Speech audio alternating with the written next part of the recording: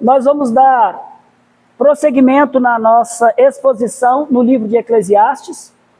Nós já estamos quase chegando ao fim do livro. Eu quero pedi-los para abrir no capítulo 10 de Eclesiastes. Hoje nós vamos tratar da porção que vai do versículo 1 até o versículo 11.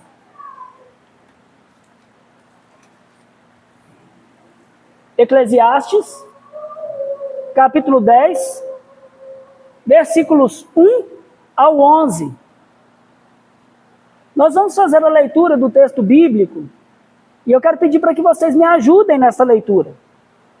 Eu vou começar fazendo a leitura do primeiro versículo, leiam o versículo seguinte até nós chegarmos ao versículo 11. Eclesiastes, capítulo 10, versículos 1 ao 11. Qual a mosca morta faz o unguento do perfumador exalar mau cheiro, assim é para a sabedoria e a honra um pouco de estultícia. O coração dos sábios se inclina para a parte, mas o desculpa para a. Quando o tolo vai pelo caminho, falta-lhe o entendimento, e assim a todos mostra que é estulto. Levantando-se contra ti,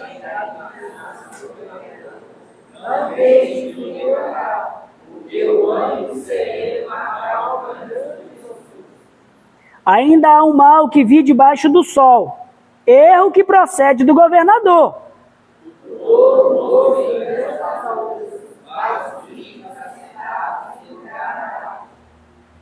Vi servos a cavalo e príncipes andando a pé, como servos sobre a terra.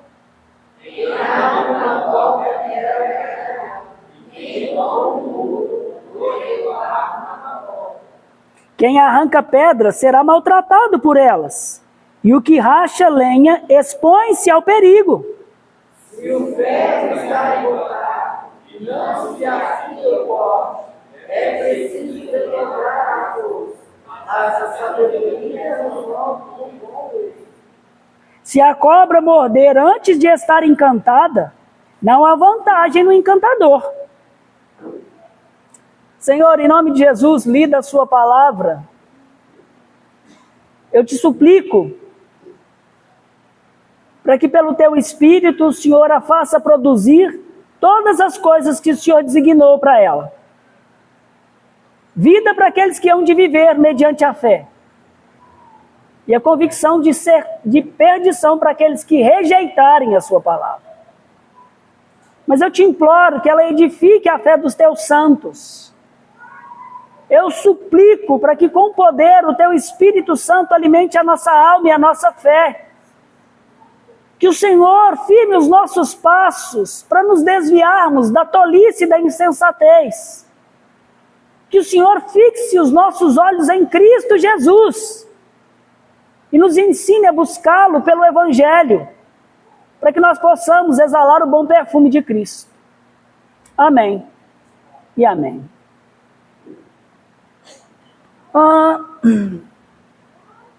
Meus irmãos, se algum de vocês já experimentou, você sabe seguramente como é ruim ficar perto de uma pessoa que está cheirando mal. Pior ainda é quando você é a pessoa fedorenta. Eu lembro de 2002, a Josi e eu, nós morávamos nos Estados Unidos. E por causa da nossa mente mundana naquele período, no princípio da nossa chegada lá, ela morava num estado e eu em outro. E aí um dia, para minha alegria, uns amigos da minha irmã estavam indo para o estado onde ela morava e me ofereceram uma carona. E então, eu aceitei, é claro. Mas, quando eu estava no carro, eu me lembrei que eu havia esquecido de pegar aquele pequeno frasco com um produto chamado desodorante. E então, durante a viagem, eu comecei a perceber que eu estava cheirando mal. Foram algumas horas de viagem. E eu passei a viagem inteira com os braços apertados assim, cruzados, tentando segurar o mau cheiro da minha tolice. Quando eu olho e lembro dessa história, eu percebo que só um pouquinho de insensatez, quando é tolerada, logo faz exalar o seu mau cheiro. E todos sabem que você é um tolo. Quando a gente vai caminhando em Eclesiastes, nós percebemos que no capítulo 9, o pregador ele terminou o seu argumento com uma vívida ilustração sobre a força da sabedoria. Aquele pobre, mas sábio, que salvou uma cidade inteira de um rei poderoso. Agora, no capítulo 10, o pregador ele não usa um argumento cuidadosamente elaborado, mas ele vai usar uma variedade de histórias curtas, provérbios, comparações, exortações, para estabelecer um contraste entre duas maneiras de viver, uma sábia e uma tola. E ele começa o capítulo 10 com uma outra imagem muito forte. Qual mosca morta faz o unguento do perfumador exalar mau cheiro, assim é para a sabedoria e a honra um pouco, não muito, um pouco de estultícia. Meus queridos, a sabedoria seguramente ela possui uma fragrância muito agradável, mas basta só um pouquinho de tolice para transformar em mau cheiro o bom aroma da sabedoria. Parafraseando aqui as palavras de um certo estudioso, é mais fácil produzir o fedor do pecado do que o agradável cheiro da sabedoria, não é verdade?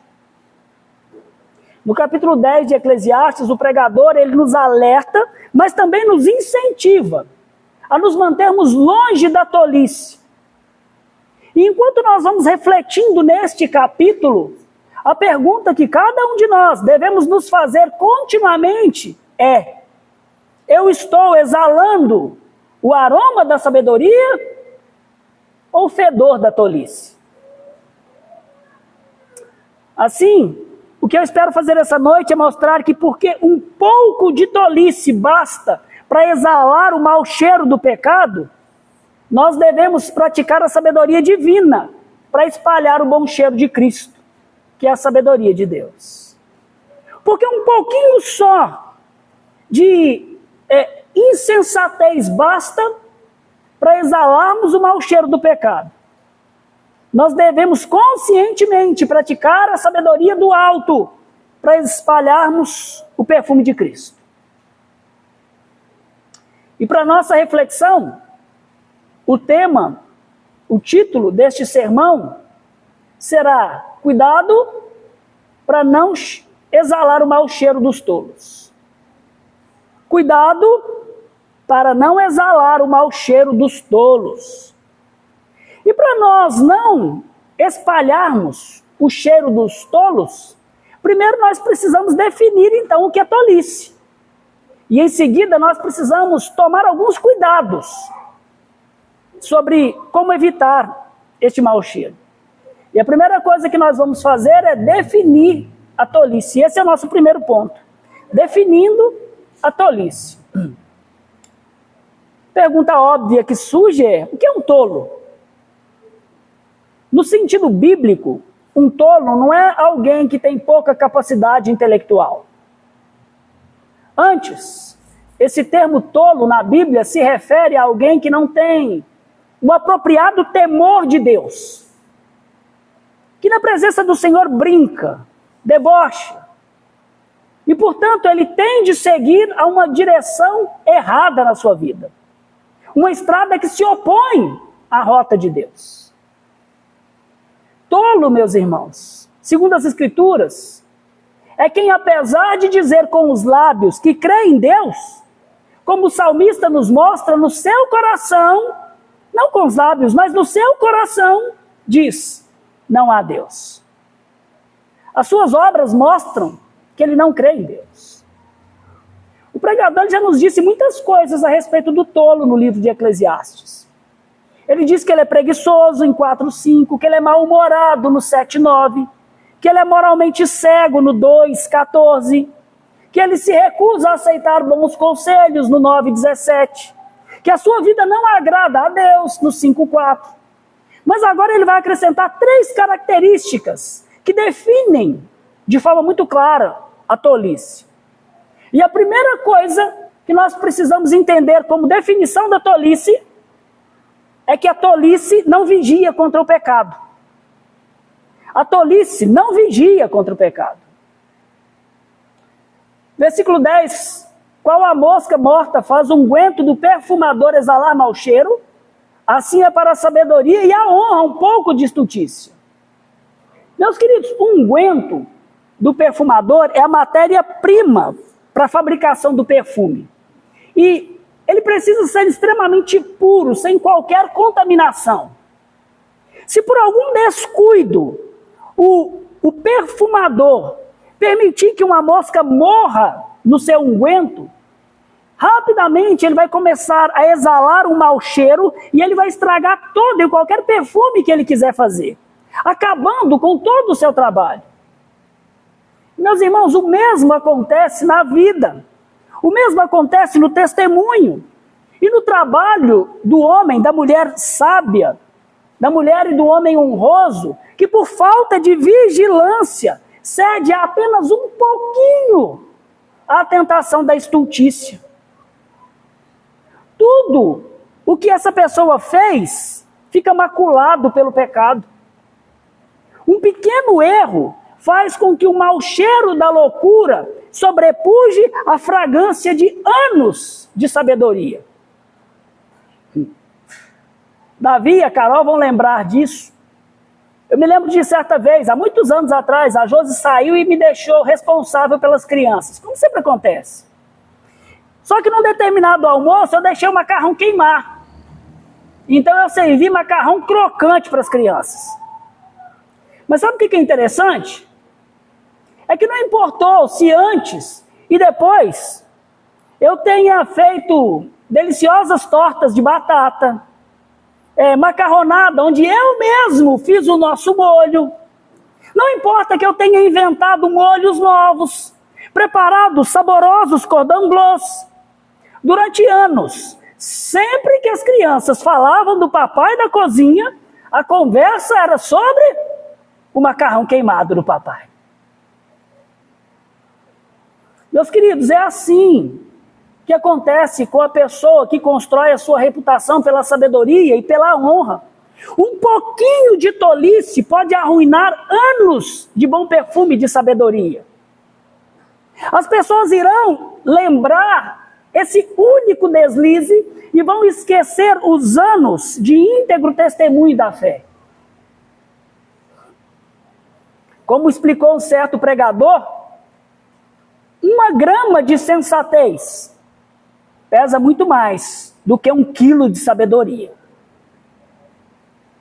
Basta uma palavra precipitada, uma observação rude, uma decisão impensada, um prazer aparentemente inofensivo ou uma animalesca explosão de ira.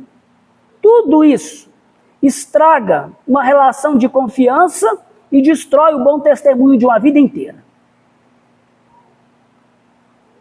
É por isso, meus amados, que aqui há uma instrução importante para a nossa vida. Identifique na sua vida as suas áreas de fraqueza. E não cochile naquelas que você julga que é forte. Vigie e ore, para que não corra o risco de, em um momento, 1 grama de tolice põe a perder uma vida inteira de sabedoria, de honra e de bom testemunho. O Senhor Jesus Cristo, ele disse a mesma coisa aos seus discípulos: vigiai e orai para que não entreis em tentação. É o que ele diz a cada um dos que estão nele. Isso significa que nós devemos vigiar as nossas palavras, as nossas brincadeiras, o nosso linguajar, o que eu assisto. Eu devo vigiar as minhas prioridades, os meus desejos. Vigiem as suas roupas, os seus pensamentos. Vigie o seu temperamento, as suas amizades, o uso do seu tempo. Não se esqueçam, a concessão a uma pequena quantidade de tolice é suficiente para pôr a perder e fazer exalar o mau cheiro da insensatez e destruir uma vida inteira de bom testemunho. Vigie. E aí o pregador então nos apresenta a segunda característica da tolice. A primeira é que ela não vigia contra o pecado. A segunda é que a tolice faz escolhas contrárias a Deus. Ela faz más escolhas. Versículo 2. O coração do sábio se inclina para o lado direito, mas o do estulto para o da esquerda. Salomão aqui, é claro que ele não está se referindo ao órgão físico que bombeia sangue no nosso corpo. Por coração, o pregador, ele se refere àquilo que a Bíblia chama de o centro controlador do ser humano. Aquilo que nós somos de verdade, não que nós gostaríamos de ser. A tradução da Bíblia de Jerusalém mostra isso para a gente com mais clareza. Lá está escrito assim: o coração do homem sábio o guia certo, o coração do tolo o desvia. São as decisões, mais do que as nossas palavras, que revelam se o nosso coração é sábio ou se ele é tolo. Meus queridos, agora notem que até a Bíblia deixa muito claro que nenhum cristão sábio pode ser politicamente de esquerda, né? O sábio se inclina para o lado direito, mas o estudo para o da esquerda. Não, brincadeira. Claro que o texto não está falando sobre isso. Salomão não está usando aqui as palavras direita e esquerda no sentido que essas palavras assumem na política contemporânea. Ou seja, ele não está falando de liberalismo econômico conservador e de socialismo progressista. Não é nada disso, claro que não. Agora, uma coisa que é verdade, é possível que os canhotos não vão gostar do que eu vou dizer. Mas, normalmente, a Bíblia trata o lado direito como lado bom e o lado esquerdo como lado ruim. A mão direita está sempre associada à força, que salva, que apoia, que protege. A mão direita, ela está sempre associada à autoridade. É por isso que Jesus está assentado à direita de Deus Pai. Na parábola do julgamento das nações, por exemplo, nós lemos que o Filho do Homem colocará suas ovelhas à sua direita, mas os cabritos à sua esquerda, apontando a reprovação. Já a mão esquerda nas Escrituras normalmente simboliza inaptidão, simboliza perversão, desvio da retidão de Deus. Assim, meus irmãos, o coração do sábio, ele se inclina para tudo que é agradável a Deus. O homem tolo, por sua vez, ele anda na contramão de Deus. Deus diz, faça isso. E ele diz, não. É exatamente isso que Paulo diz aos sábios que estão em Cristo e aos tolos que não estão, quando ele escreve Romanos 8,5. Porque os que se inclinam para a carne, cogitam, praticam das coisas da carne. Esses são os tolos. As suas obras mostram que eles estão na carne. Mas os que se inclinam para o Espírito, praticam as coisas do Espírito. As suas obras provam que eles são salvos. É por isso que eu costumo dizer que sem obras não existe salvação. As suas obras dizem se você conhece o Senhor ou não.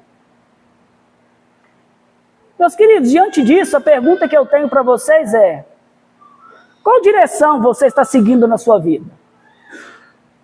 As suas decisões, meu irmão, as suas decisões, minha irmã, as suas prioridades, os seus relacionamentos, o uso do seu tempo, o que você vê, o seu dinheiro, eles demonstram que você está cheio do Espírito, que você é sábio, ou que você anda segundo a carne, como os tolos, que não têm Deus. Você está crescendo na direção da comunhão e do discipulado, crescendo espiritualmente. Ou você esqueceu que esse é um mandamento, está estagnado, parado. Você está seguindo o caminho que é agradável a Deus? Ou está seguindo o seu próprio caminho, dos seus achismos?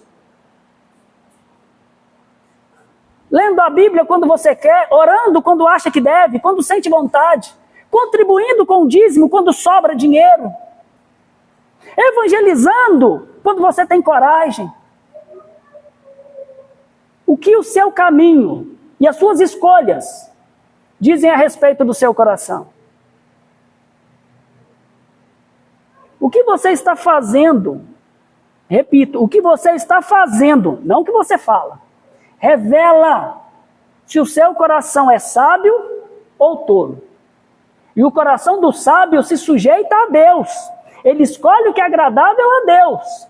O coração do tolo se opõe ao Senhor. Escolhe andar na contramão da vontade de Deus. Então, para onde se inclina o seu coração hoje? Para o Senhor ou para longe dele? Você tem crescido em apetite cada vez maior pela palavra de Deus? Pela Bíblia? Ou você já perdeu o interesse por essas coisas há muito tempo? Você sente que você está se aproximando cada vez mais do Senhor, que você está se aproximando cada vez mais do povo santo de Deus, se conformando mais com Cristo? Você está levando cada dia mais a sério o pecado? Ou você já desistiu de lutar por santidade? A inclinação do seu coração determina se você é sábio ou não. E aqui é uma outra aplicação para nós. Paulo, em 2 Tessalonicenses 5,11, ele diz o seguinte: consolai-vos, pois, uns aos outros, e edificai-vos reciprocamente, como também estáis fazendo. Eu disse isso aqui porque a aplicação é essa. Por causa da tolice que cega-nos para os nossos pontos cegos, nós devemos pedir para que irmãos piedosos avaliem a nossa vida e a nossa fé. Nós somos muito complacentes com os nossos erros. Peça para um crente verdadeiro, cheio do Espírito Santo de Deus, da palavra dele, de amor, de um amor bíblico, para dizer se ele vê na sua vida caminhos de sabedoria ou caminhos de tolice. Esse é um desafio, porque nós muitas vezes não queremos ouvir a verdade. E então, se ele ver o mal, não seja tolo de rejeitar as palavras que te podem fazer sábio para a salvação. Seja sábio, aplique-as, arrependa-se, seja sábio. E então Salomão ele prossegue e apresenta a terceira definição, a terceira característica que juntos definem o que é tolice. Ele diz que a tolice é cega para o seu próprio erro. Versículo 3. Quando o tolo vai pelo caminho, falta-lhe entendimento. E assim a todos mostra que é estulto. O tolo ele é totalmente desprovido de compreensão. Mas aos seus próprios olhos, ele é um mestre, um doutor em sabedoria. Isso é parte da definição de tolice. O tolo, ele é a única pessoa que não sabe que ele é um tolo. É como o defunto, que é o único que não sabe que é um defunto. Como disse certo homem, um tolo, ele vai seguir um caminho que para ele parece certo. Mesmo quando esse caminho, ou neste caminho, o asfalto se transformar em cascalho, o cascalho se transformar em pedra, a pedra em rochas e a rocha em buraco. Quase nada vai impedir o tolo de avançar na direção do perigo se ele achar que aquilo é certo. E Jesus, ele nos dá um claro exemplo desse tipo de cegueira. Quando ele escreve, ou quando ele fala, e fica registrado lá em Lucas 18, dos versículos 9 ao 14, quando ele conta aquela parábola do fariseu e do publicano.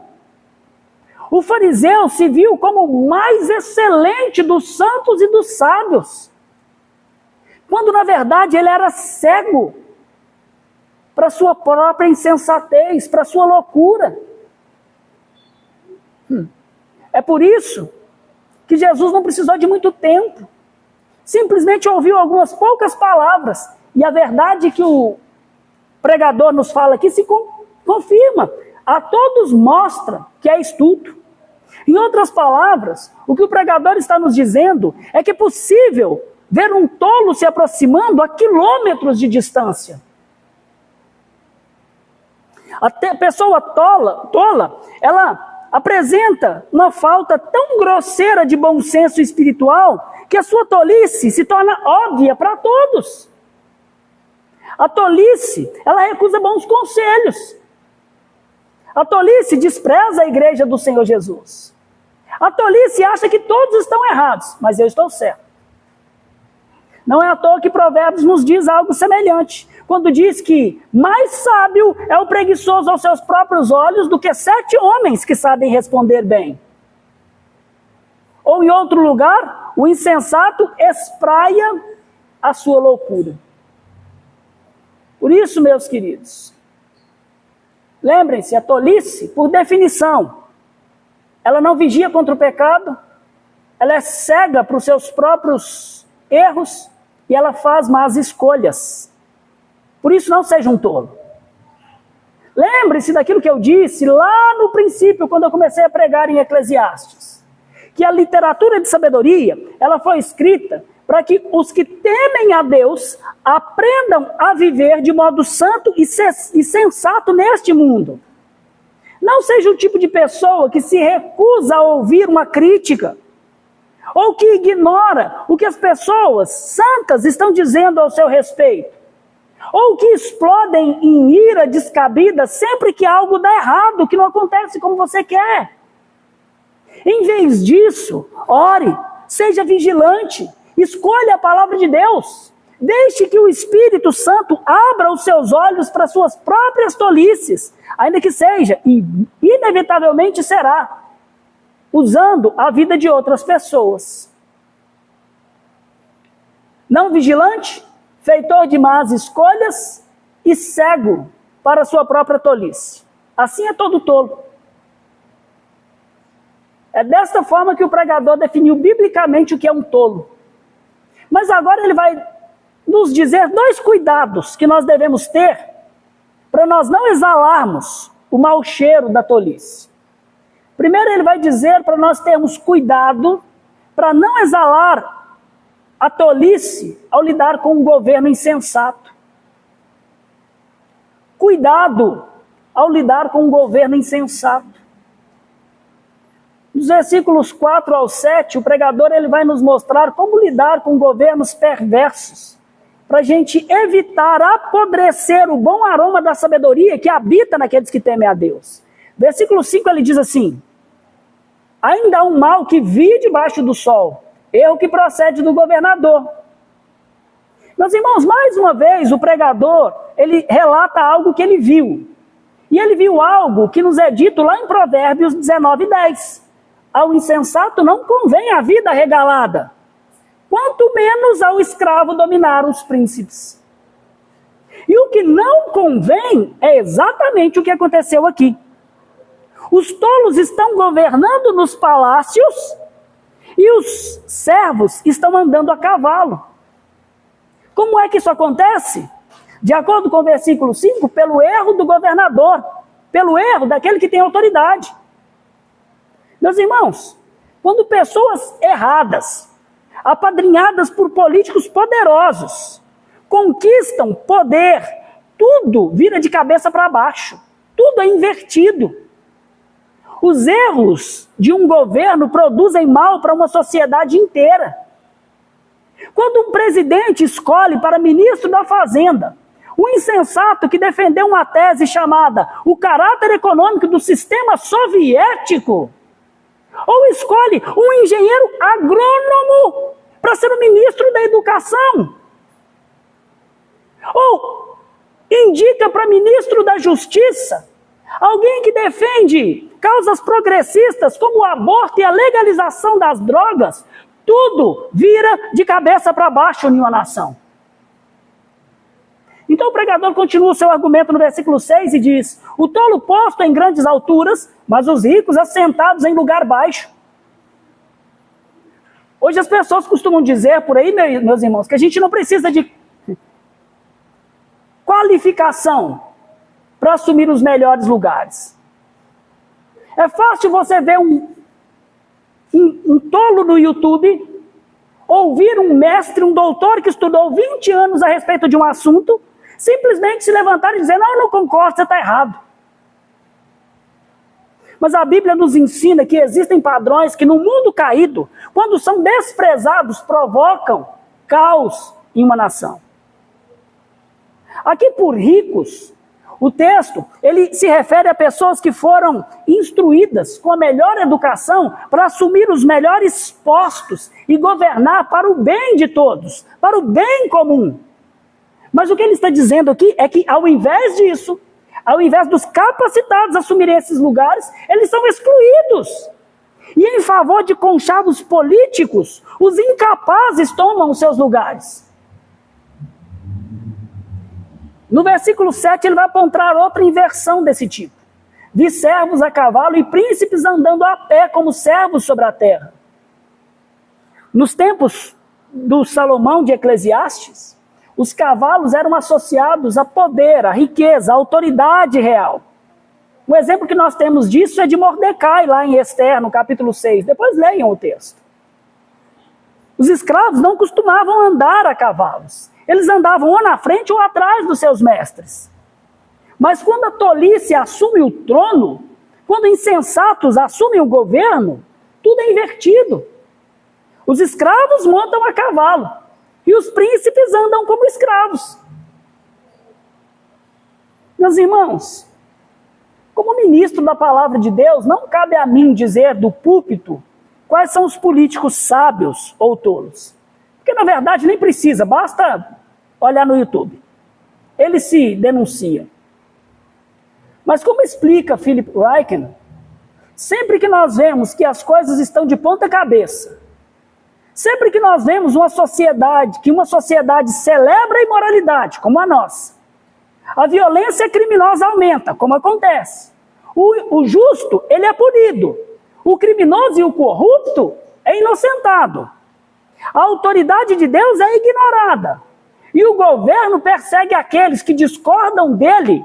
Nós podemos ter certeza de que a tolice assumiu o governo.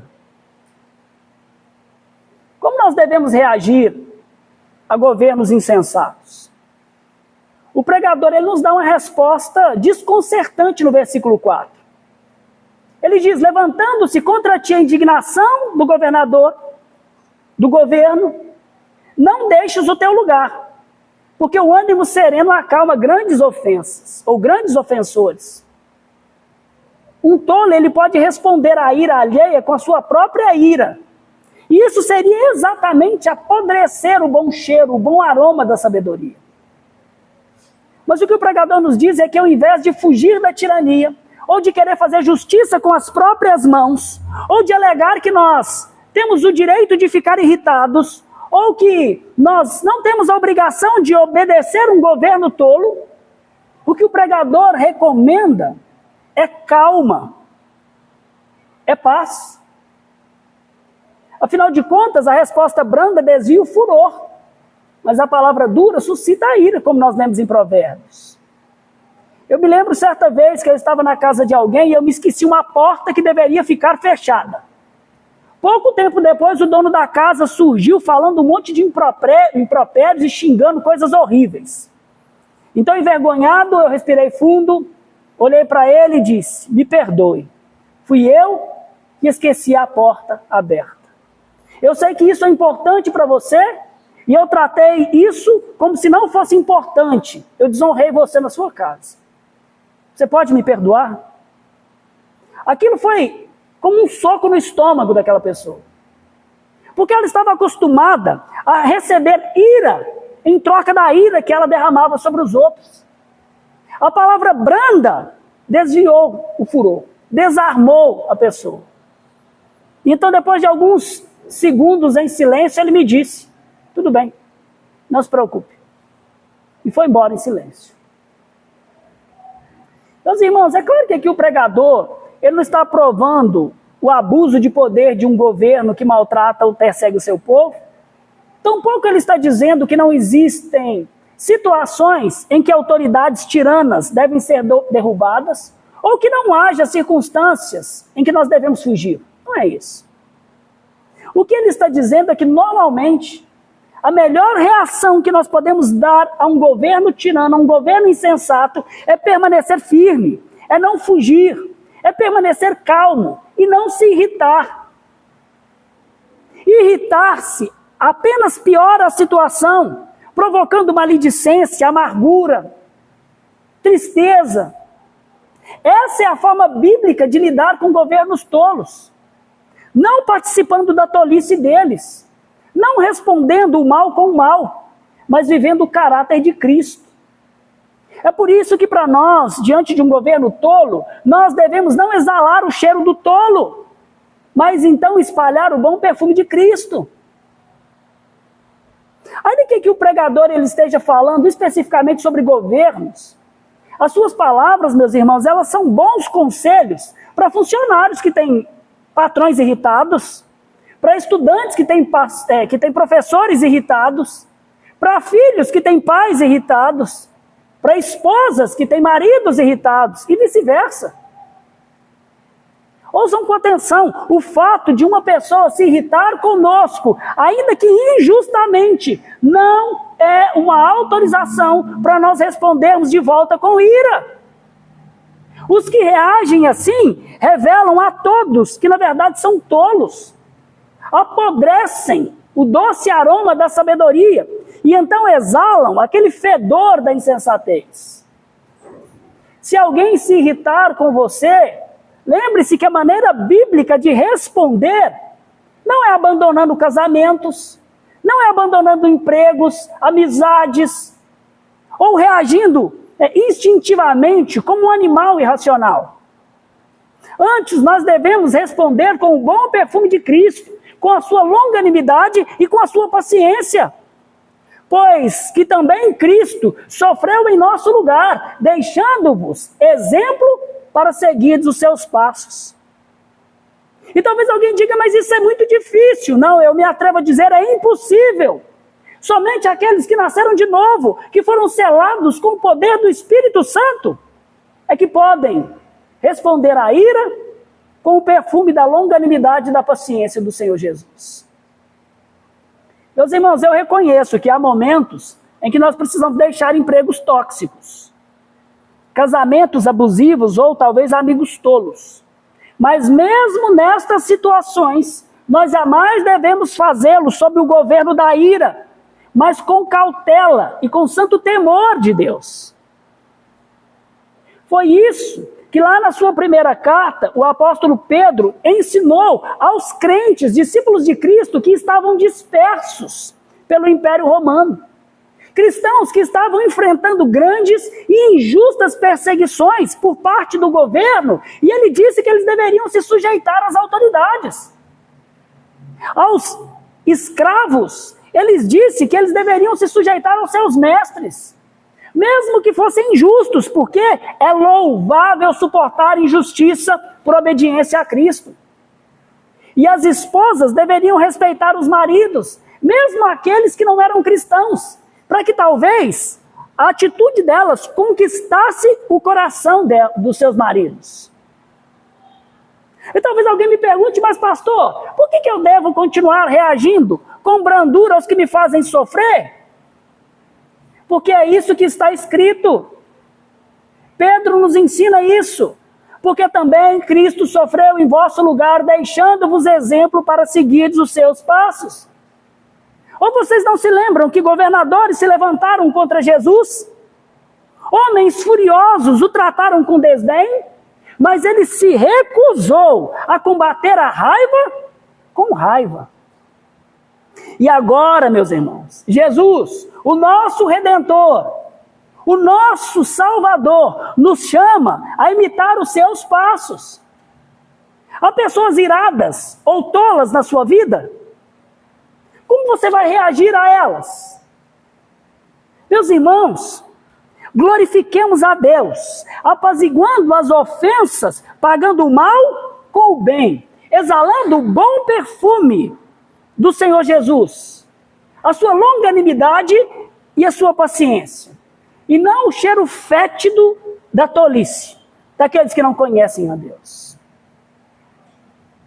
Então, para nós não federmos como os insensatos, nós devemos saber que a tolice não é vigilante, ela faz más escolhas e é cega para a sua própria tolice. Mas nós também precisamos ter cuidado ao lidarmos com governos insensatos. Então o pregador prossegue e nos faz a sua segunda advertência. E esse é o nosso terceiro ponto. Cuidado para não feder como um trabalhador insensato. Cuidado para não feder como um trabalhador insensato. E eu não estou falando de transpiração. Para isso, primeiro nós devemos ser cautelosos com os riscos do nosso trabalho. Versículo 8 diz assim: quem abre uma cova, nela cairá, e quem rompe um muro, mordê-lo-á uma cobra. Naqueles dias, como ainda é comum em muitos lugares do mundo, os caçadores eles cavavam buracos, cobriam eles com uma rede ou com folhas ou algum tipo de arbusto. Mas se o caçador não fosse diligente, se ele não prestasse atenção no lugar onde ele colocou a armadilha, ele cairia naquele buraco que ele fez. E então causaria sérios ferimentos a si mesmo. E quem rompe um muro, mordê-lo-á uma cobra. No antigo Israel, como também acontece em muitos lugares, era muito comum se construir muros baixos de pedra. E quando o fazendeiro então precisava derrubar aquele muro, se ele não fosse cauteloso, se ele não fosse prudente, pequenas cobras venenosas que se protegiam nas fendas, nos buracos das pedras, poderiam picá-lo. Percebam que uma pequena dose de negligência poderia levar tanto o caçador quanto o fazendeiro até mesmo à morte. Meus irmãos, isso nos ensina que todos os trabalhos têm os seus riscos. Toda atividade e labor exige cuidado e cautela. Hoje, a maior parte das empresas exigem o uso dos IPIs, né? Mas tem um monte de trabalhador tolo que não os usa porque considera desconfortável. Ah, não, isso é muito ruim. Outros desrespeitam os limites de velocidade estabelecidos em determinadas áreas. E aí depois eles descobrem que uma grama de insensatez pode causar muitos quilos de danos. No versículo 9 ele diz: quem arranca pedras será maltratado por elas, e o que racha lenha expõe-se ao perigo. Israel ela era muito rica em pedras que eram utilizadas para construção, mas retirá-las das montanhas era extremamente perigoso. As pedras se soltavam e rolavam continuamente, podia matar os pedreiros. E quem racha lenha também deve ser muito cuidadoso. A lenha pode rolar sobre ele. Uma lasca de madeira pode voar em seus olhos, deixá-lo cego. Um pequeno descuido pode resultar em ferimentos muito sérios. Mas aí o pregador nos diz que, para estas coisas, uma dose de sabedoria corrige tudo. Ele diz no versículo 10, se o ferro está embotado e não se lhe afia o corte, é preciso redobrar a força, mas a sabedoria resolve com um bom êxito. Um machado que esteja cego, ele exige muito mais força e demanda muito mais tempo para que uma tarefa seja executada. E meus irmãos, é exatamente assim que vivem os tolos. Eles continuam se esforçando em fazer as mesmas coisas, ano após ano, vez após vez, só para continuarem produzindo mais cansaço e nenhum resultado positivo. Eles passam anos reclamando que não conseguem progredir, que ninguém lhes dá uma oportunidade. Mas eles não percebem que primeiro eles precisavam afiar o gume das suas habilidades por meio de treinamento, de educação. Sabe, eu tenho aprendido que o tempo gasto para amolar o machado das nossas habilidades nunca é tempo perdido. Um trabalhador despreparado, ele vai despender muito esforço e colher resultados pífios. Então o pregador ele conclui sua advertência no versículo 11. Se a cobra morder antes de ser encantada, não há vantagem no encantador. Esse versículo é um pouco mais difícil de interpretar. A maior parte dos estudiosos pensa, e eu concordo com eles, que muito provavelmente aqui o pregador está falando sobre agilidade no trabalho. O perigo aqui é agir de forma lenta. Se o encantador demorar a encantar a serpente, ela poderá mordê-lo, o que vai causar muita dor e pode até levá-lo à morte. Ele precisava ser célere no seu ofício. Um trabalhador lento no seu trabalho pode experimentar dor e sofrimento semelhante à picada de uma cobra peçonhenta. Não é à toa que Provérbios vai dizer que como fumaça para os olhos e vinagre para os dentes é o preguiçoso para aqueles que o mandam. Se tem uma coisa que irrita, é uma pessoa preguiçosa em fazer o seu trabalho. E quem mais sofre é o próprio preguiçoso. Quando a gente olha para esses versículos, nós vamos perceber que Salomão está descrevendo pessoas que, ao realizarem os seus trabalhos, sofreram por causa de uma dose de estultícia, de negligência. Os desastres mencionados nestes versículos não são meros acidentes, mas sim a justa retribuição que normalmente recai sobre aqueles que praticam a tolice durante o tempo de realizar o seu trabalho. Ignoram os riscos que existem no seu ofício. Um estudioso que eu admiro muito explicou isso da seguinte forma: para cada ato de tolice praticado no trabalho, há uma autodestruição na mesma medida.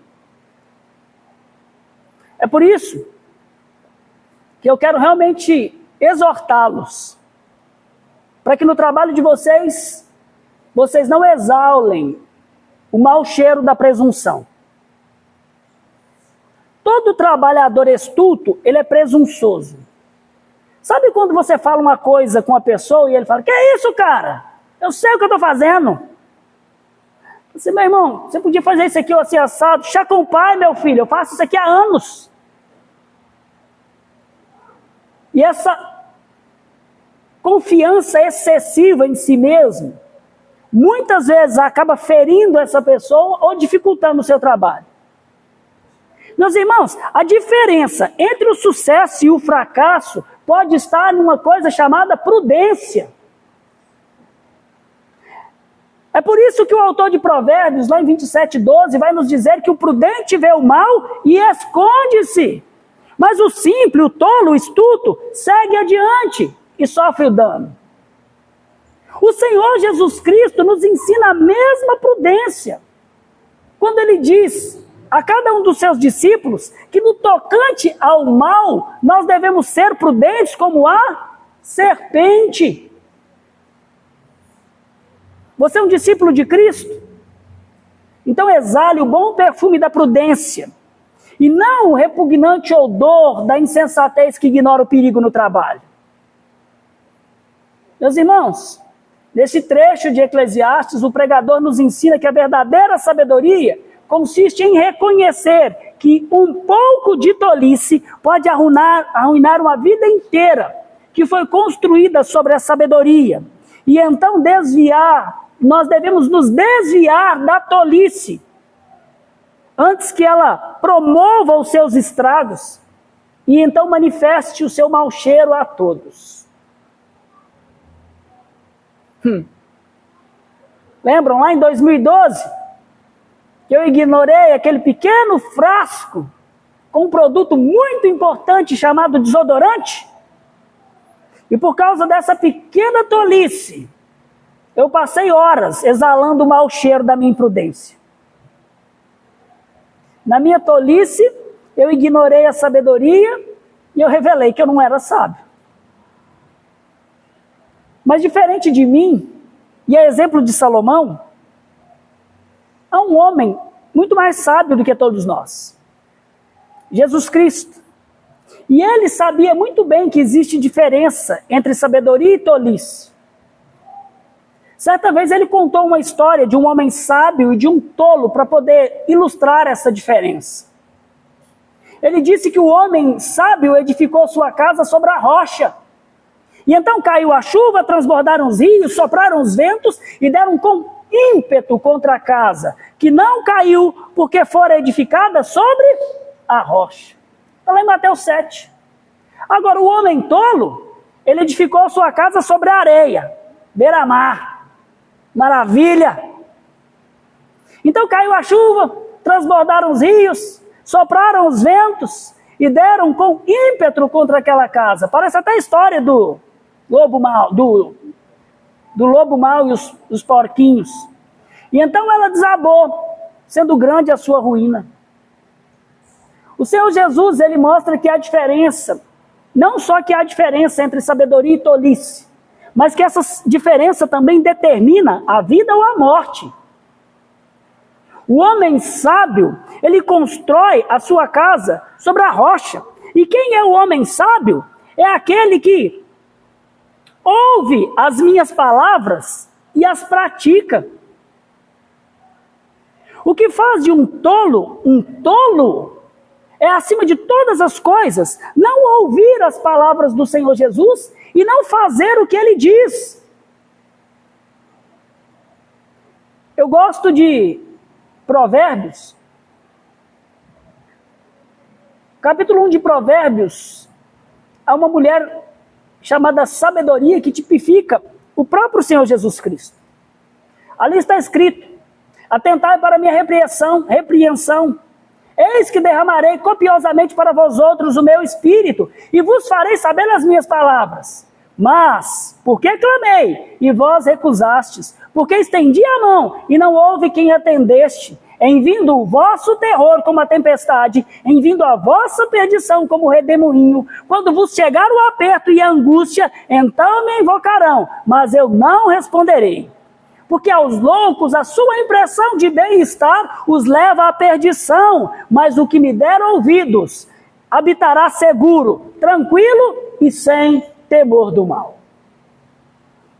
Portanto, meus irmãos, se nós formos sábios, nós edificaremos a nossa vida sobre a rocha, e a rocha é a palavra de Deus, é a palavra de Cristo.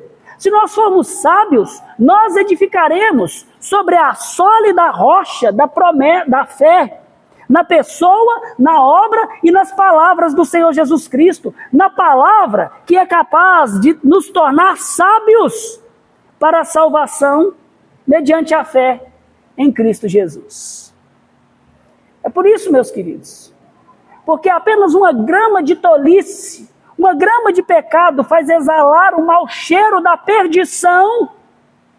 Nós devemos praticar a sabedoria divina de ouvir e crer e praticar as palavras do Senhor Jesus Cristo, para que nós possamos espalhar o bom cheiro do Senhor Jesus no tempo presente e na eternidade. Que o Senhor nos abençoe. Vamos cantar ao nosso Deus. Vamos cantar em resposta ao que nós ouvimos. Vamos cantar pedindo para que o Senhor nos examine, nos sonde. E vamos declarar aquilo que nós queremos ser no Senhor.